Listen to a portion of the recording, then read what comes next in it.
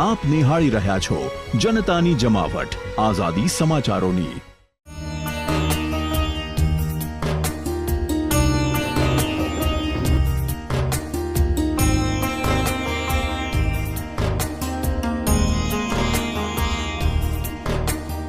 આજે જેઠ સુદ પૂનમના દિવસે ભગવાનની જળયાત્રા યોજાઈ હતી। મિની રથયાત્રા કહેવાતી જળયાત્રા જમાલપુર જગન્નાથ મંદિરેથી સવારે 8 વાગ્યે વાજતે ગાજતે નીકળી હતી। શણગારેલા હાથી, બળદગાડા, બેન્ડવાજા સાથે સાબરમતી નદીના સોમનાથ ભૂદરના આરે જળયાત્રા પહોંચી હતી। જળયાત્રામાં મોટી સંખ્યામાં ભક્તો જોડાયા હતા। સાબરમતી નદી સોમનાથ ભૂદરના આરે ગંગા પૂજન કર્યા બાદ 108 કળશમાં નદીનું જળ લાવી જળયાત્રા ફરી નિજ મંદિરે પહોંચી હતી। આ જળથી ભગવાનનો મહાજળાભિષેક કરવામાં આવ્યો હતો। બાદમાં ભગવાનને ગજવેશ ધારણ કરાવવામાં આવ્યું હતું અને મહાઆરતી કરવામાં આવી હતી। મંદિર જય રણછોડ માખણચોરના નાદથી ગુંજી ઉઠ્યું હતું। જળયાત્રામાં ગૃહ રાજ્યમંત્રી હર્ષ સંઘવી અને પરમ પૂજ્ય અવિચલ દેવાચાર્યજી મહારાજ ખાસ ઉપસ્થિત રહ્યા હતા। તેમજ પૂર્વ ડેપ્યુટી સીએમ નીતિન પટેલ પણ જોડાયા હતા। નમસ્કાર દર્શક મિત્રો, દર વર્ષે જેમ આ વર્ષે પણ આપણે ભગવાન જગન્નાથની જે 147મી જે જળ યાત્રા છે તે હાલ સાબરમતી રિવરફ્રન્ટથી તે પરત નિજ મંદિર તરફ પરત થઈ રહી છે। ત્યારે જ આ વર્ષે પણ ભગવાન જગન્નાથજીને 108 જે કળશ છે એ મંદિરમાંથી પાણી ભરીને મંદિરમાં ભગવાન જગન્નાથજીનો જે જળ અભિષેક કરવામાં આવે છે। હાલ હું આપણી સાથે નીતિનભાઈ છે, હું એમની સાથે વાતચીત કરવા માંગીશ કે દર વર્ષે જેમ આ વર્ષે પણ ભગવાન જગન્નાથની જે જળ યાત્રા છે એ કઈ રીતે અને તેનું મહત્વ શું છે એ વિશે તમે કહેશો?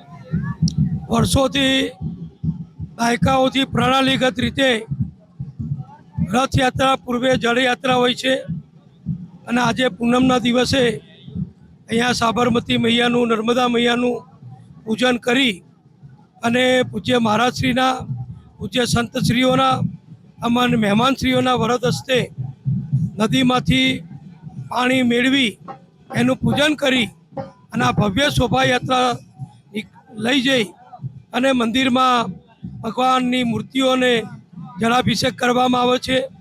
આ ખૂબ આનંદ ઉત્સાહથી ધાર્મિક પવિત્ર વાતાવરણમાં આનું આયોજન થાય છે અને તમે જોઈ રહ્યા છો કે હજારો યુવાનો, ભાઈઓ, બહેનો, ભક્તો આખા અમદાવાદમાંથી અહીંયા આવ્યા છે અને આ જગન્નાથજીની જળ યાત્રામાં બધા જોડાયા છે। પૂજ્ય દિલીપદાસજી મહારાજ અને આજે ખાસ પધારેલા જગતગુરુ પરમ પૂજ્ય અવિચલદાસજી મહારાજ અને અન્ય પૂજ્ય સંતશ્રીઓએ આશીર્વાદ આપ્યા છે। ગુજરાત રાજ્યના ગૃહમંત્રી શ્રી હર્ષભાઈ સંઘવી પણ ઉપસ્થિત રહ્યા હતા। અમદાવાદના મેયર, ધારાસભ્યો, હોદ્દેદારો, ભાજપ પ્રમુખ બધા જ ઉપસ્થિત હતા અને ખૂબ આનંદ ઉત્સાહથી આ જળ યાત્રા અત્યારે ચાલી રહી છે। સર, આ વર્ષે ગરમી પણ બહુ પડી છે, એ વરસાદ વિશે તમે શું કહેવા માંગશો?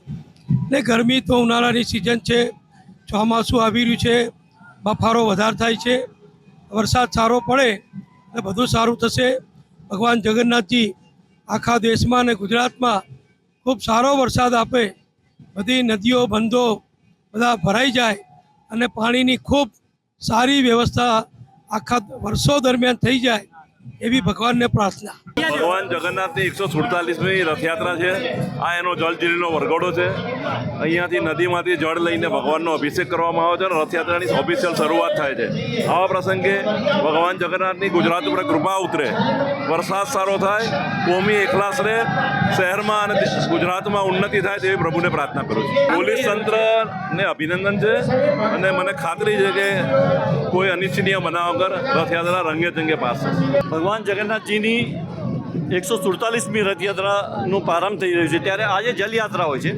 જલયાત્રા જગન્નાથ મંદિરમાંથી 108 કળશ લઈને સાબરમતીના નીર ભરવામાં આવે છે અને આ નીરને પૂજા કરવામાં આવે છે। પૂજા વિધિ કરીને આજથી રથયાત્રાનો પ્રારંભ થઈ જાય છે।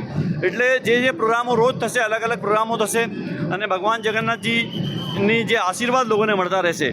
ભગવાન જગન્નાથજીની રથયાત્રા છે, 147મી રથયાત્રા છે અને ભગવાન પોતે જ્યારે દર્શન આપવા નીકળતા હોય ત્યારે સમગ્ર શહેરના અંદર એક અનેરો ઉત્સાહ હોય છે અને સમગ્ર ગુજરાતના અંદર હું સમજું છું કે સૌથી મોટી આ રથયાત્રા છે જેનું સંચાલન જગન્નાથ મંદિર તરફથી થાય છે અને જગન્નાથ મંદિરમાં દર વર્ષની જેમ આ વર્ષે પણ જે આયોજન કરવામાં આવ્યું છે, ખૂબ મોટી સંખ્યાના અંદર આજે ધર્મગુરુઓ આવ્યા હતા અને બધા લોકોએ આશીર્વાદ આપ્યા ગુજરાત માટે અને ભારત દેશ માટે, જે આપણી તાકાતથી મજબૂત બને, ભારત દેશ મજબૂત બને, ગુજરાત મજબૂત બને, સારો વરસાદ થાય એવી આપણે ભગવાન જગન્નાથજી પાસેથી પ્રાર્થના કરીએ. આપ નિહાળી રહ્યા છો જનતાની જમાવટ આઝાદી સમાચારોની.